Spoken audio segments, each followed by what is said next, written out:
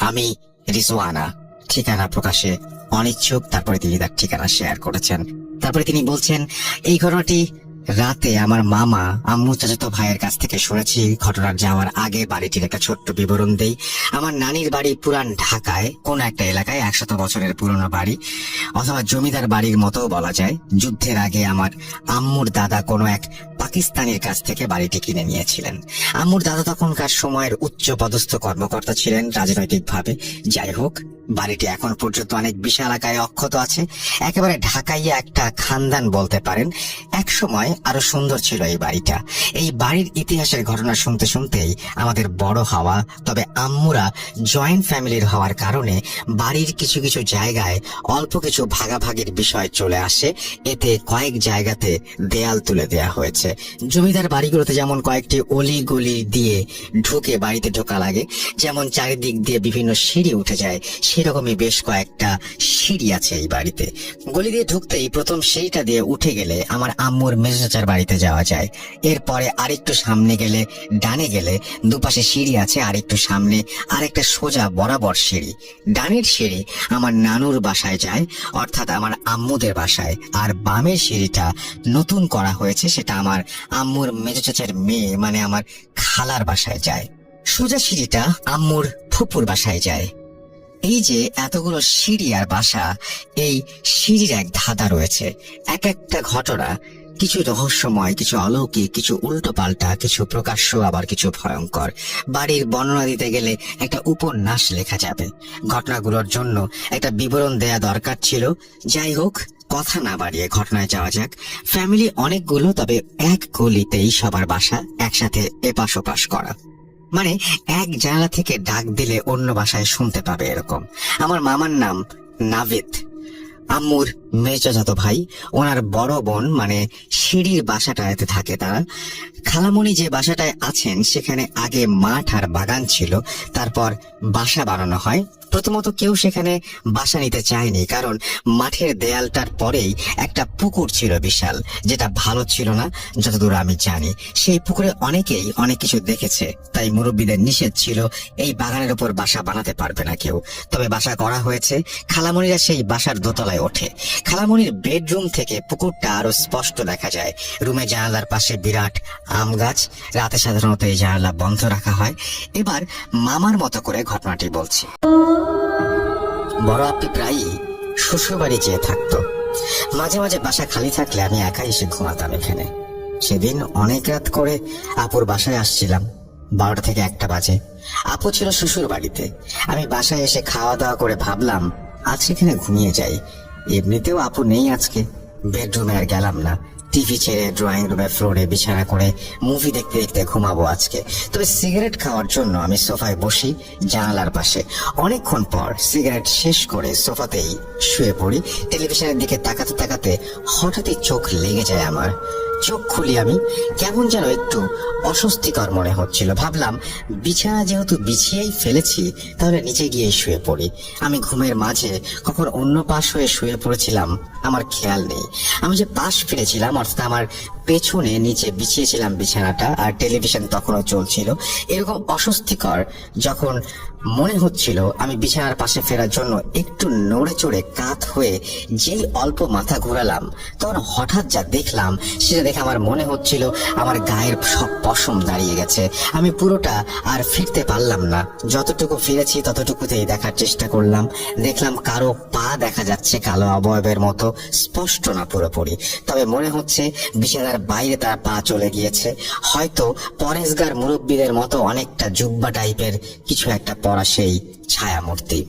আর কেমন যেন আওয়াজ হচ্ছে, কিছু একটা শব্দ করছিল সে, কিন্তু আমি বুঝে উঠতে পারছিলাম না আসলে কোন ভাষায় আর কি বলে যাচ্ছে। টেলিভিশনের ভলিউম অনেক আস্তে ছিল। এটা অন্য ভাষার শব্দ ছিল যা আগে কখনো শুনিনি। দোয়া পড়তে শুরু করলাম। আমি ভাবলাম আমি যদি তার দিকে ফিরি আমি আর বাঁচবো না, এখানেই মেরে ফেলবে আমাকে। আমি কাঁপতে কাঁপতে আবার আগের মতো ফিরে যাই। দোয়া পড়তে পড়তে কখন যে ঘুমিয়ে যাই খেয়াল নেই। এরপরে সকালে উঠি, তখন দেখি বিছানাটা এমন ভাবে পড়ে আছে যেন কেউ রাতে ঘুমিয়েছিল। আমি সেদিন অনেক ভয় পাই। এই বলে মামা শেষ করে তার ঘটনা। আমরা যে ঘটনাটি আজকে শেয়ার করব সেটি আমার নিজের সাথে ঘটে যাওয়া একটি সত্য ঘটনা। ঘটনাটি শুরু হয় 2021 সালের শুরুর দিকে। করোনা মহামারীতে সারা দেশের স্কুল কলেজ বন্ধ থাকায় আমি তখন মেসে থেকে গ্রামের বাসায় চলে আসি। পরিবারের সবার সাথে ছুটিগুলো খুব ভালোভাবেই কাটছিল। একদিন রাতে হঠাৎ বিদ্যুৎ চলে যায় আর আসে না। প্রচন্ড গরমে সেদিন আর কারো চোখে ঘুম নেই। বলে রাখি রাসেল ভাই, আমার রুমে আমি আর আমার ছোট বোন থাকি, আর পাশের রুমে আম্মু আব্বু। ভ্যাপসা গরমে বেডে থাকা যাচ্ছিল না বলে আমি আর আমার ছোট বোন মেঝেতে শুয়ে পড়ি। আমার চোখে তখন রাজ্যের ঘুম আসছে। আম্মু পাশের রুম থেকে ডাকছিল বারবার। তার কাছে গিয়ে শুতে যাব, হাত পাখার বাতাস করতে পারে, সেই কারণে আমার চোখে তখন এত ঘুম যে উঠতেই পারেনি। কিন্তু আমার ছোট বোন চলে গিয়েছিল আম্মুর কাছে। আমি তখন রুমে একাই ছিলাম এবং স্বপ্ন দেখছিলাম একটা সুন্দর ছোট বাচ্চা আমার পায়ের কাছে বসে আমার পায়ের আঙুলগুলো নাড়াচাড়া করছিল। আমাদের বাসায় আমরা 4 জন ছাড়া আর কেউ থাকে না, তাই কে এই বাচ্চা জানতে আমি আম্মুকে ডাকি, আর তখনই বাচ্চাটা আমার পায়ের একদম মাঝের আঙুল ধরে একটা মোচড় দেয়। আমি ব্যথায় চিৎকার দিয়ে ঘুম থেকে জেগে উঠি। আমি উঠেই কান্না শুরু করে দেই। এদিকে আমার চিৎকার শুনে পাশের রুম থেকে আমার মা আর বোন চলে আসে কি হয়েছে সেটা দেখার জন্য। আমার পায়ে তখন প্রচন্ড ব্যথা। আমি আম্মুকে বলি আমার পা ভেঙে গেছে। আম্মু টর্চের আলো দিয়ে দেখে আমার পা ফুলে গেছে। আম্মু তাড়াতাড়ি করে আমাকে ধরে বাথরুমে নিয়ে পানি ঢেলে দেয় পায়ে। আমি তীব্র ব্যথায় হুট করে ঘুম থেকে ওঠার ফলে সেন্স হারিয়ে ফেলি। তারপর আর কিছু মনে নেই। যখন আমার সেন্স ফেরে আমি তখন আমার বেডে শুয়ে আছি, আর আমার বোন আমার পাশে বসা। আম্মু তখন জানতে চায় কি হয়েছিল আমার। আমি সব বললে আম্মু আব্বু দুজনেই ভাবে আমি বেড থেকে মেঝেতে পড়ে গেছি হয়তো, তাই পায়ে ব্যথা পেয়েছি। অথচ তখনও আমার একটা বালিশ মেঝেতে ছিল যেখানে আমি শুয়েছিলাম, আর পায়ের কাছে এমন কিছুও ছিল না যেটার সাথে বাড়ি লেগে ব্যথা পাবো। আর লাগলেও পায়ের দুপাশে আঙুলে লাগবে, মাঝেরটাতে লাগা অসম্ভব। অনেক বলেও কাউকে বিশ্বাস করাতে পারলাম না যে আমি বেড থেকে পড়িনি। যাই হোক, সময় যত বাড়তে থাকে পা ততই ফুলতে থাকে। আব্বু বলে, হয়তো ব্যথা পেয়েছো, সকালে বাজারে গিয়ে ওষুধ এনে দেব, ঠিক হয়ে যাবে। কিন্তু আমার বিশ্বাস ছিল আমার পা ভেঙে গেছে। তাই সকালে সবার সাথে রাগারাগি করে এই অবস্থায় একা বাসা থেকে বগুড়া হসপিটালে চলে যাই। ডক্টর এক্স-রে করে বলে পায়ের মাঝের আঙুল ভেঙে গেছে। ঘটনাটি এখানে শেষ হলে ভালো হতো, কিন্তু হয়েছে তার উল্টো, মানে শুরু। ডাক্তার 1 মাস বেড রেস্ট দেয়, কারণ পায়ে ভর দিলে নখের ফ্র্যাকচার যেখানে হয়েছে সেটার জোড়া লাগবে না। তাই সব সময় শুয়ে বসেই থাকতাম। বেশ কিছুদিন এভাবেই কেটে যায়। বলে রাখি, আমার বোনও আবাসিকে থেকে পড়াশোনা করে বলে স্কুল থেকে তাকে রেখে আসতে হয় বলে আমি আবার একাই থাকি রুমে। সমস্যা শুরু সেদিন রাত থেকেই। আমার অনেক ঔষধ খেতে হয় বলে তাড়াতাড়ি ঘুমিয়ে যাই। হঠাৎ মাঝরাতে আমার ঘুম ভেঙে যায়। অদ্ভুত এক অনুভূতি আর সুন্দর এক মোহময়ী গন্ধে। অনুভূতিটা এরকম যে ঘুমের মধ্যেই মনে হচ্ছিল কেউ একজন আমার খুব কাছে, আমার মুখের কাছে থেকে আমাকে দেখছে। আর ধীরে ধীরে সেই মায়াময় গন্ধটাও তীব্রতর হচ্ছে। আমি চোখ মেলতে চাইলে কোনো এক অজানা কারণে পারছি না, কিন্তু শেষ পর্যন্ত থাকতে না পেরে চোখ খুলে তাকাতেই হঠাৎ বিদ্যুৎ চলে যায়। কারণ আমি রুমে আমার ডিম লাইট জ্বালিয়ে ঘুমিয়েছিলাম। রুম পুরো অন্ধকারে ছেয়ে গেল এবং আমি কিছু দেখতে না পেলেও সেই গন্ধটা তখনও পুরো রুমে এক মায়াবী পরিবেশ সৃষ্টি করেছিল। আমি বিষয়টি ততটা গুরুত্ব না দিয়ে আবার ঘুমিয়ে পড়ি। এভাবেই প্রতি রাতে একই ভাবে আমার ঘুম ভেঙে যেত, সেই সাথে বিদ্যুৎ চলে যেত এবং ঘটনার পুনরাবৃত্তি ঘটত। একদিন রাতে আমি আর না পেরে ঘুমিয়ে চোখ বন্ধ করে শুয়েছিলাম প্রতি রাতে কি হয় সেটা বোঝার জন্য।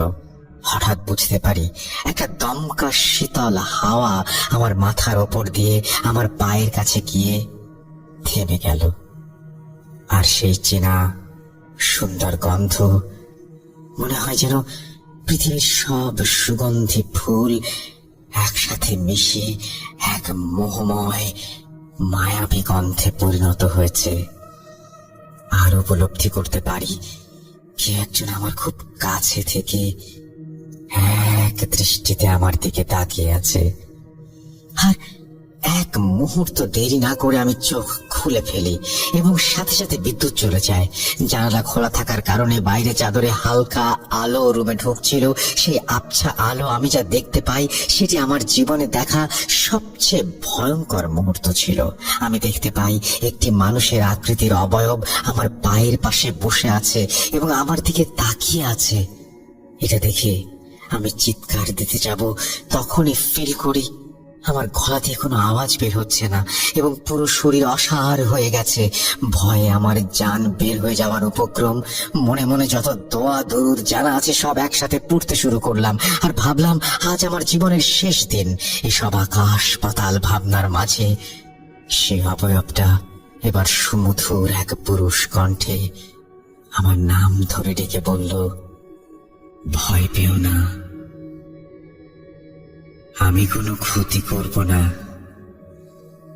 আমি খুব জরুরি কিছু কথা বলতে এসেছি।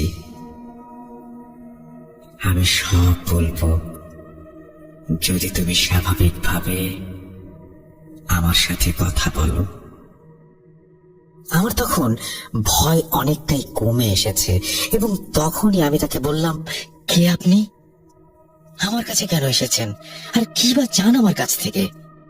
সে অবয়বটি তখন অতি মায়াবী এক সুমধুর কণ্ঠে আমাকে বলে, আমার নাম মেহেরাব। আমি এখানে একটা বিশেষ কাজে এসেছি। তোমার সামনে অনেক বড় বিপদ।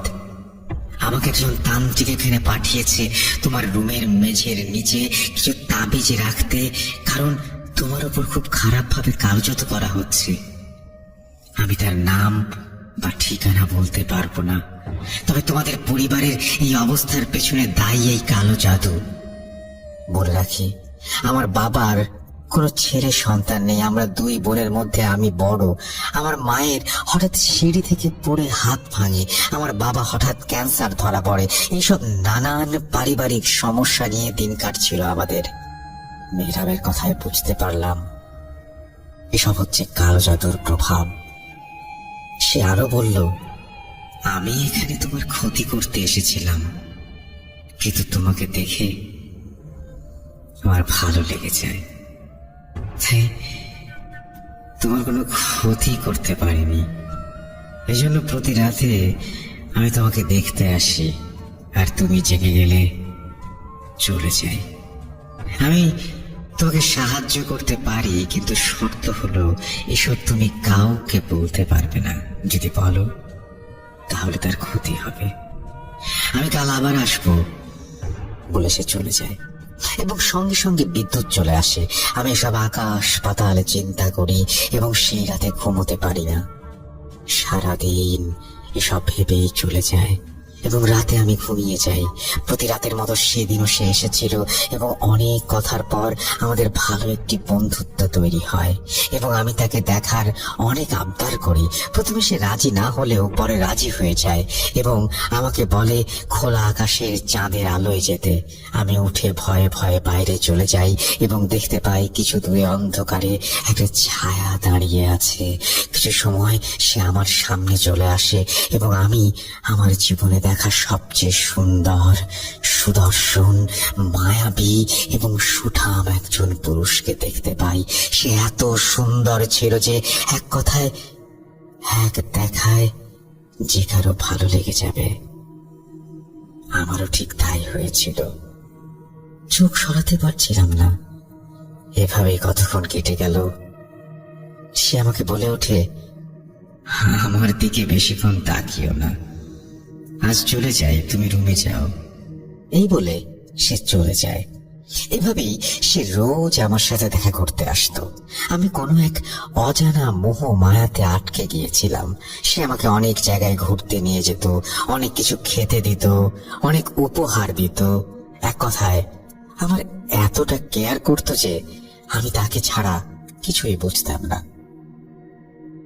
কিছুদিন পর থেকে শুরু হয় নতুন সমস্যা। সেটা হলো দিন দিন আমার শরীর খারাপ হতে থাকে, নানান সমস্যা দেখা দেয়। মাথা ব্যথা, শরীরের রং ধীরে ধীরে কালো হতে শুরু করে, চেহারা নষ্ট হতে থাকে, শরীরে রক্ত ছিল না। হঠাৎ আমার এসব পরিবর্তনে পরিবারের সবাই অনেক চিন্তায় পড়ে যায়। এদিকে মেহরাব বেশ কিছুদিন আর আসতো না আমার সাথে দেখা করতে। আমার অনেক খারাপ লাগা শুরু হয়, কারণ আমি তার সঙ্গে অনেকটাই অভ্যস্ত হয়ে গেছি। তাই অনেক ভেবে চিন্তে ঠিক করি আমার একজন কাছের বন্ধুকে কথাটা শেয়ার করব। তাই সন্ধ্যার পর আমি তাকে কল করি, শুরু থেকে ঘটনা বলতে থাকি। হঠাৎ মেহরাব আমার রুমে চলে আসে এবং তার চেহারা তখন রাগে অগ্নিবর্ণ হয়েছিল। সে রাগী গলায় আমাকে বলে, তোমাকে না বারণ করেছিলাম এসব কথা কাউকে না বলতে? তুমি শুনলে না? তোমার এই বন্ধু এখন একটা গাছের নিচে দাঁড়িয়ে আছে, তার ঘাটটা যদি এখানে মটকায় কেমন হবে? এই বলে সে চলে গেল। আমি তাড়াতাড়ি আমার বন্ধুকে বলি, কই তুই? সে বলে, গাছের নিচে দাঁড়িয়ে কথা বলছি। আমি বলবো তাকে যে তুই জলদি বাসায় যা, তার আগেই সে আমাকে বলছে তার নাকি হঠাৎ কেমন যেন শরীর খারাপ লাগছে। এই বলে লাইন কেটে দেয়। আমি কান্না করতে থাকি, এই ভেবে যে আমার বন্ধুর এই অবস্থার জন্য আমি দায়ী। একটু পর মেহরাব এসে আমাকে বলে, এবারের মতো মাফ করে দিলাম, পরের বার যেন এরকম ভুল না হয়। তারপর আর কাউকে আমি জানাইনি। কিছুদিন পর আমার মেসে যাওয়ার প্রয়োজন পড়লো। আমি চলে আসি বগুড়াতে। আমি একটি ডাবল সিটের রুমে উঠেছিলাম, কিন্তু আমার রুমের এক সিট তখনও ফাঁকা ছিল, তাই আমাকে একাই থাকতে হতো। আমার সাথে মেহরাব প্রতি রাতে দেখা করতে আসতো বলে আমার রুমের অন্য সিটে কেউ উঠলে 2-3 দিনের মাথায় রুম চেঞ্জ করত। কারণ জানতে চাইলে কেউ কিছু বলতে পারতো না, তাই আমাকে একাই থাকতে হতো। ধীরে ধীরে আমি ব্যক্তিগত জীবনে অনেক সমস্যার সম্মুখীন হতে থাকি। আমি নাকি হঠাৎ হঠাৎ উধাও হয়ে যেতাম। 2-3 দিন পর আমার খবর মিলতো, কিন্তু আমাকে কেউ কোথায় ছিলাম জানতে চাইলে আমি কিছুই মনে করতে পারতাম না। আমার স্মৃতি কমে যেতে থাকে। আমার অদ্ভুত আচরণের কারণে আমি তেমন কারোর সাথে মিশতাম না। এদিকে কোনো এক কারণে প্রায় 1 মাস যাবৎ মেহরাব আর আসতো না। আমি প্রায় পাগল হবার উপক্রম। আমার এই অবস্থা দেখে আমার বন্ধু আমার পরিচিত হুজুরের কাছে আমাকে নিয়ে যায় এবং তাকে আমি সব খুলে বলি। এটাও বলি যে কিছু কাজ আমি করেছি, সেটা অনেকে দেখেছেও, কিন্তু আমাকে তারা এসে বললে তার কিছু আমি মনে করতে পারি না। হুজুর তখন আমার হাতের নখ শক্ত করে ধরে বলে, তোমার উপর কালো জাদু করা হয়েছে এবং সেটি করেছিল একটি ছেলে যার প্রেমের প্রস্তাবে প্রত্যাখ্যান করেছিলাম আমি 2 বছর আগে। কালো জাদু করা হয়েছিল একটি জিনের মাধ্যমে, যে তোমার সাথে প্রতারণা করে বন্ধুত্বের নামে তোমাকে হিপনোটাইজ করত, যাতে তুমি ভাবো তুমি ঘুরছো খাচ্ছো জিন মেহরাবের সাথে, কিন্তু বাস্তবে সেই জঘন্য ছেলেটি থাকতো আমার সাথে এবং আমাকে ব্ল্যাকমেইল করার জন্য কিছু ছবি তুলে রাখে তার ফোনে। আমি এর কিছুই মনে করতে পারতাম না। হুজুর তখন সেই জিনকে আমার শরীরে হাজির করে এবং বলে সে কেন আমার সাথে এমন করলো। সে বলে তাকে বাধ্য করা হয়েছিল এসব করতে। সে যখন এসব কিছু করতে চায়নি তখন তাকে বন্দি রাখতো, কালো জাদু করা হতো তান্ত্রিকের মাধ্যমে, যার ফলে 1 মাস সে আমার কাছে আসতে পারেনি। মেহরাব বলে আমাকে সে নিয়ে যাবে, তাই হুজুর তাকে বন্দি করে ফেলে এবং আমার শরীর বন্ধ করে দেয়। আমি এখন আলহামদুলিল্লাহ ভালো আছি। জানি না সামনে আবার কোন সমস্যা আসে। আমার জন্য দোয়া করবেন। লেখায় ভুল ত্রুটি হলে ক্ষমা সুন্দর দৃষ্টিতে দেখবেন। ভালো লাগলে ঘটনাটি শেয়ার করবেন। আমার নিজের সাথে ঘটে যাওয়া আরো ঘটনা আছে, আপনারা চাইলে শেয়ার করব। ধন্যবাদ সবাইকে।